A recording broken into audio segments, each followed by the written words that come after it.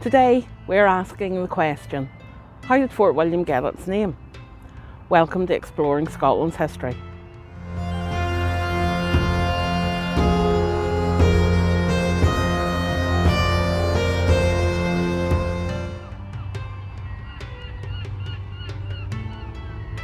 Little remains of the actual fort now, but it's still worth telling its story.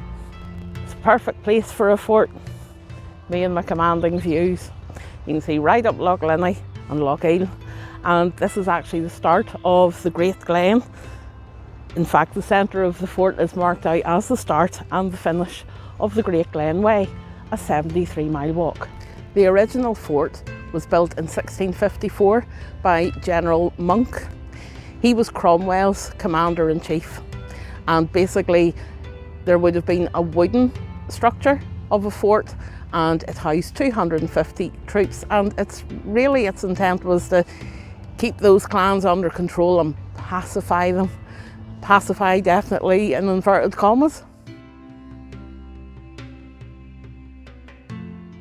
In one particular skirmish, the Camerons had set upon the English troops, and it's recorded that one English soldier got his throat bitten out, so I suppose they really wanted a wee bit of fortification.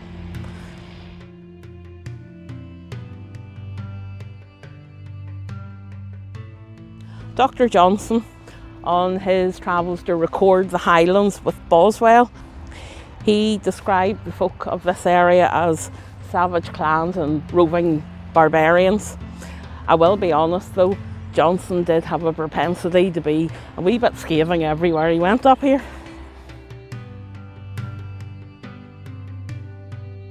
This fort would be on the chain of forts that went the whole way up the Great Glen, including Fort Augustus and right up at the top Fort George, where the cannons pointed inward. I think it's that pacifying again.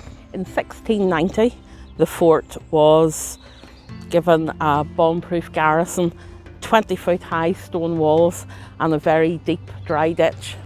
It was then that the fort was named Fort William, a nod to William of Orange, and the little township just outside Fort William is actually called Maryborough, which is a nod to William's wife.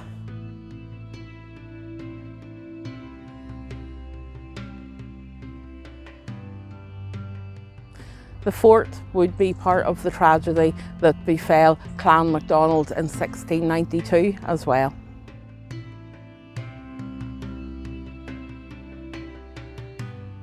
William III had demanded that all clan chiefs swear fealty to him, and the cut-off date was the 1st of January 1692. So the head of Clan MacDonald, McGean, headed to this very fort on the 28th of December 1691. When he got here, he found there was no one to accept his fealty, and he had to travel to Inverara. Now, Inverara is about 90 miles away, okay, in this day of modern transport, but in those days it was probably around the 6th of January that he did eventually sign his fealty at Inverara Castle, and he thought, yes, my clan are safe now. That wasn't to be. The horror of the 𝔬𝔬𝔯𝔬𝔯 massacre would come to light in the early hours of the 13th of February 1692, and a lot of the government soldiers that headed down to 𝔬𝔬𝔯𝔬 came from this fort.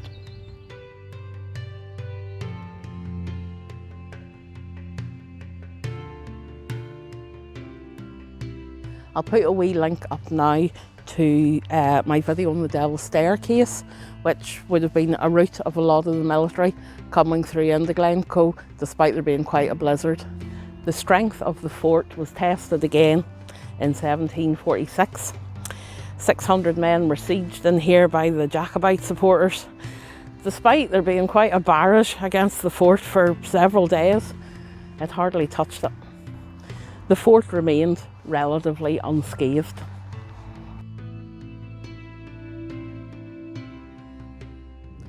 Post-Culloden, the British troops did successfully pacify the clans. So the relevance of this fort did diminish, though it was still manned to 1854 at the start of the Crimean War. By that stage, soldiers were really suppressing the smuggling trade more than they were suppressing any clans. The War Office sold the fort about 8 years later, and it was bought by Christina Cameron Campbell, and she turned it into tenements.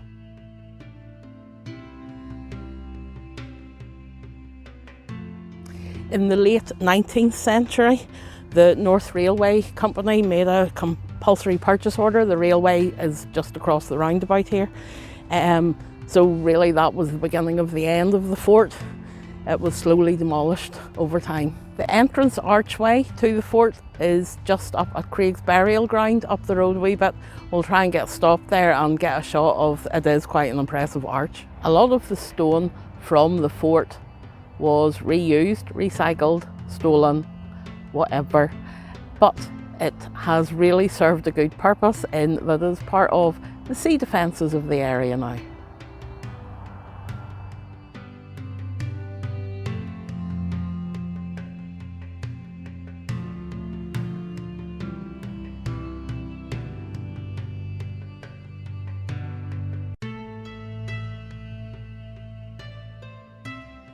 It's worth saying that West Highland Museum have the original panelling from one of the rooms of the fort, and they do have actually quite a lot of artefacts. I'll show you some stuff now. Of course, I was there earlier and had a hook about.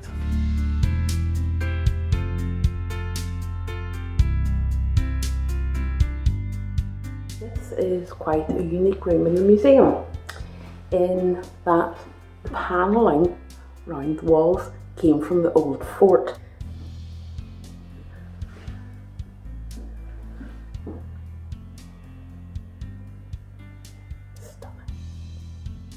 This is the birching table, now in the museum, but was still in use in 1948. It was surrounded by these panels that now sit in West Highland Museum in Fort William, that Colonel John Hill, apparently reluctantly, signed off the order for the massacre of 𝔠𝔬𝔯𝔱. It's a wee bit dark on video, but this is supposed to be the wine table of our Mr. Hill, Colonel Hill. I would imagine he'll needed a glass of wine after signing off the massacre. And there on the back wall is the key to the governor's house in the old fort of Fort William. There's a cannonball found in the old fort and marked with a government arrow.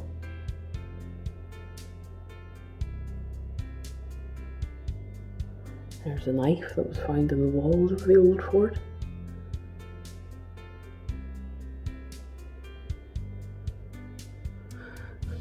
I have to say, the wealth of items in this little museum is just amazing. It's second to none.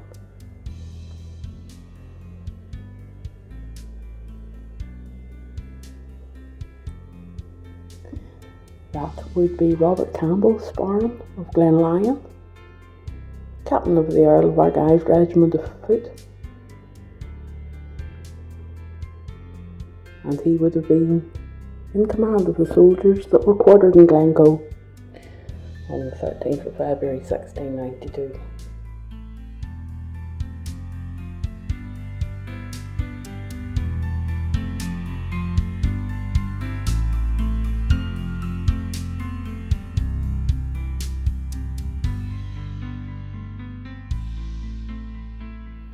Here is an 18th century map showing the Great Glen forts. We have Fort William, Fort Augustus, and right at the top, Fort George. This was drawn by a Richard Cooper and dedicated to the Duke of Cumberland, who we don't like very much.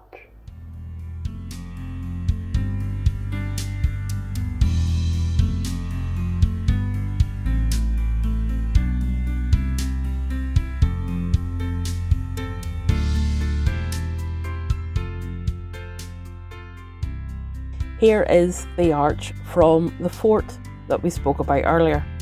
While it is a beautiful piece of architecture, In its day, it represented oppression and control for the Highlanders, calling it the old fort of Inverlochie, or the newer, more impenetrable Fort William.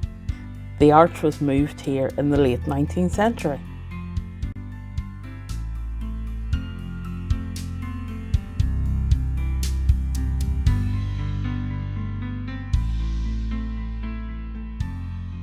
This memorial is for the lost lives in the South African War of 1899 to 1902. It was also called the Second Boer War, and it was a result of the Boers giving the British an ultimatum to cease building military forces in the region. The Boers were refusing to give political rights to settlers and basic civil rights to Africans. After 3 long years, the British prevailed.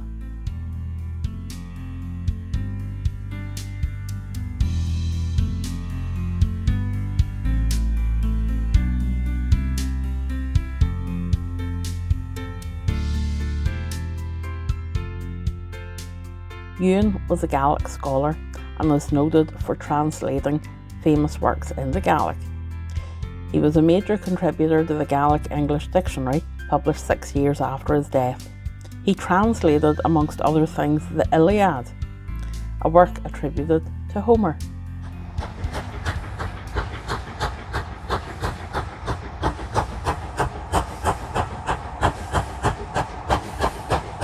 There's a bonus for us.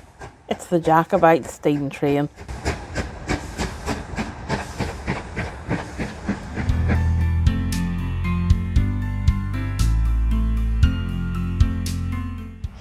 Here's a particularly nice memento mori.